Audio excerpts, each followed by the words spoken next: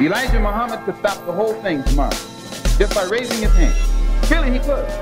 He could stop the whole thing by raising his hand. But he won't. He doesn't love black people. He doesn't even love his own followers. Proof of which they're killing each other. They killed one in the Bronx. They shot another one in the Bronx. They tried to get 6 of us Sunday morning. And the pattern has developed across the country. The man has gone insane. Absolutely out of his mind. Besides, you can't be 70 years old and surround yourself by a handful of 16, 17, 18-year-old girls and keep your right mind. You can't do it. How would you respond to some of those people who say we're past all that stuff in the 60s? Well, in actuality, we haven't passed anything. It's an appearance. It appears as though things have changed, but in reality, and in substance, things have not changed.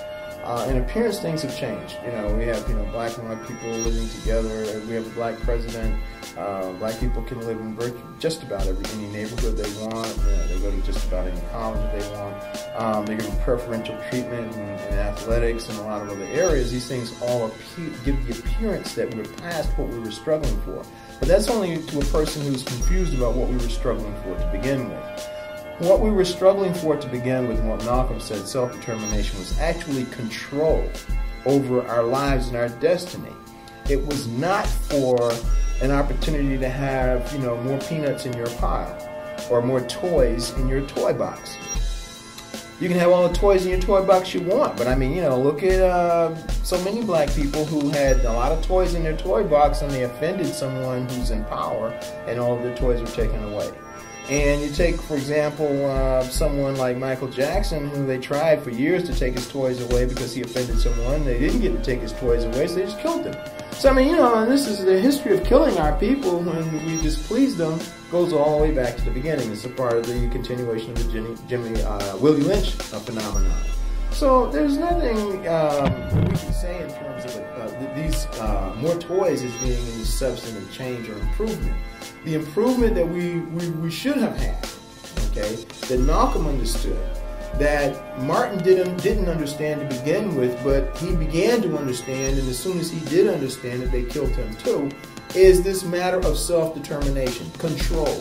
We have no power. We have no control.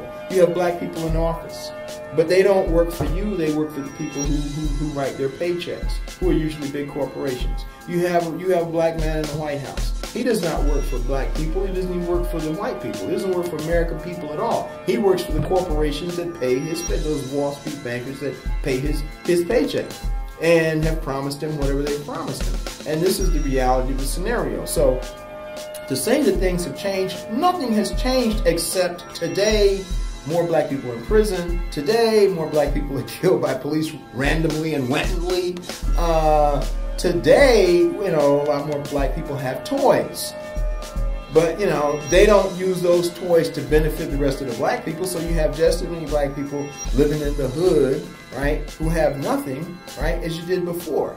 Right? And then all the black people who are living on Nob Hill, hobnobbing in the Nouveau Riche area with all the toys, they don't do a damn thing for the rest of the people. They don't do anything to improve our society. I mean, people tell me, oh yeah, Jay-Z, P. Diddy, Russell Simmons, this Negro, that Negro has billions of dollars, millions of dollars. Oprah has billions of dollars. Yeah, but you know what? Black people, we don't control one factory manufacturing anything. Michael Jordan sells tennis shoes, but he doesn't control the factory that makes them. Right? He doesn't employ any black folks in those factories, so all these black people who stand in the unemployment line don't have a job. Could have a job in the Michael Jordan tennis shoe factory, but they can't because Michael Jordan doesn't have a tennis shoe factory. In fact, we don't manufacture anything. We don't control any of the oil corporations. We don't control any airlines. Marcus Garvey started the transatlantic steamship company. At that time, ship travel was comparable to what air travel is today. You've got all these multi-million-dollar black athletes, and they won't put a dime of their money towards the establishment of an Afro-American owned and controlled airline. I don't care who the pilots are. The pilots could be North Korean. Who gives a shit who's flying the plane or who we hire? I mean, I'm not talking race. I'm talking about control. I'm talking about the ability to exercise control over our lives. I'm saying that if we had control over some industry, some commercial interest that we control, that we could operate to the advantage of our people as a people, we would be in a better situation than we are where we have absolutely no control and someone else is running the show. So, I mean, you know, what has changed since the 60s?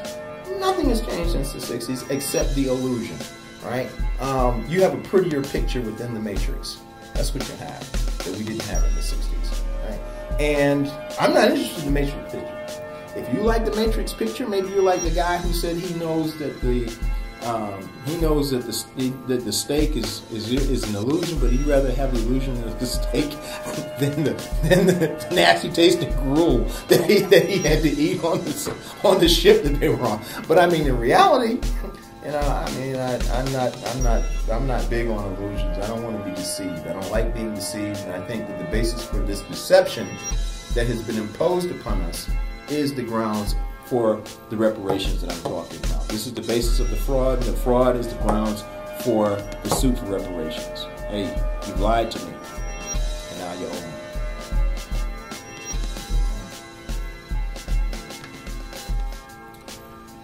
Some people say racism and discrimination no longer exists, and young people say we're past color and race. Look at MTV. Oh yeah, MTV. Well, I mean, race was never the issue that, for the most part, at least in my lifetime, black people have perceived it to be. And for the most part, probably a lot of white people also, because, I mean, you know, everyone is being manipulated and controlled by an oligarchy of rich fat cats who want to dominate and control the world. And one of the oldest techniques is the Machiavellian principle of divide and conquer. So if I want to control everybody, I need to give them something to be divided over. I have to have them fighting one another. And, you know, so we put this issue of race out there and say, oh, well, you're this color and you're that color, and then people go at one another on the basis of, well, you're not in my color, so you're not in my group. Now you have the phenomenon where people think that they're past that. Oh, you know, all my friends are white, all my friends are black. You know, and you know, look at MTV, you know, and when I was coming up, you could never have had a scene on television where there's a white boy and a black girl and a white girl and a black boy, you know, as boyfriend and girlfriend, you know, in a common scenario that's portrayed as this is the norm. You know, I mean, you know, they were still lynching black men for even looking at white women. I mean, look at what happened to Emmett Till for allegedly whistling at a white woman. So this was the intensity of that racism. So people say, well, that doesn't exist anymore. Well, you're right. That doesn't exist anymore. It was never the foundational basis for anything to begin with, other than the need to control people and ignorance that was promulgated, and a point of view that was infused into our collective as well as individual consciousnesses, both among white people and black people. So, you know, we can say, well, okay, we've become a little more enlightened, we've become a little more intelligent, we've moved ourselves past that. It doesn't change the reality that we're in the same boat that we were before. What I would say to the individual who has that view is, I would point out the fact that you have to understand that the nature in which oppression is imposed upon black people remains very different from the nature in which oppression is imposed upon white people. Now you got all the little kids running around saying, well, I'm not oppressed, I'm not a slave, I don't have any. Hey, yeah, you are oppressed and you are a slave, because the bottom line is, when you wanted to buy that new iPhone, you had no control over the fact that you didn't have enough money to buy it, because someone else is controlling everything. They're controlling the value of the money, they're controlling whether or not you can have a job, they're controlling the price of the iPhone. They're controlling everything, and you have no say-so, no input. Not only do you not have any control, you can't even offer an opinion that is given any value to the people who do have control. They'll let you protest for so long, and then they'll tell the police, okay, we're tired of that noise, go end the protest. That's a wrap. You don't think you're oppressed? You're oppressed because, because you've been so dummied down that you don't even care about those things. That you could wake up tomorrow and they could just get on the bullhorn and say, everyone report to the corner and get on the yellow bus and go to the slave labor camp. And you just go, because you're like, you'll be, hey, hey man, you going? Okay, well, we all want to be there and boogie together.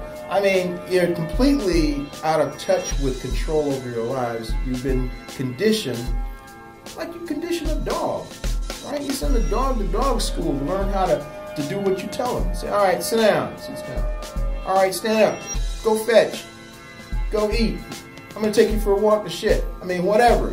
And the dog is supposed to do what you say, and if it doesn't do what you say, you punish it. Period. Okay, and they've reduced life to that degree where people actually function in that capacity where they don't care about making decisions for themselves. They're perfectly content. Just like your dog is content. Your dog is happy, comes over and licks your hand because you tell him what to do. They're content with being told what to do by someone else without any thought. Now, there's nothing wrong with being told what to do by someone that you have elected or determined should make decisions for you. But the point is, you haven't made these determinations. You haven't made these decisions. What you've done is you've abandoned concern. So, you've abandoned concern, someone else is in control, and where do you go with that? And then you turn around and say, well, okay, there's no more issue with race. Because you don't understand that race was never about, I hate niggers. I hate honkies or crackers, right? Race was always about how oppression was imposed. How are we going to impose oppression on this group? How are we going to impose oppression on that group? How are we going to impose oppression on the other group? And it was always these groups because, again, we're back to the Machiavellian theory that all of these people follow, right? When I say these people, I'm talking about the oligarchy, those who are in control of divide and conquer. So, you lump people into groups. Not only do you lump them into groups racially, you lump them into class groups. Well, we have the upper class, the middle class, and the lower class. Or the working class. Or the unemployed class, right?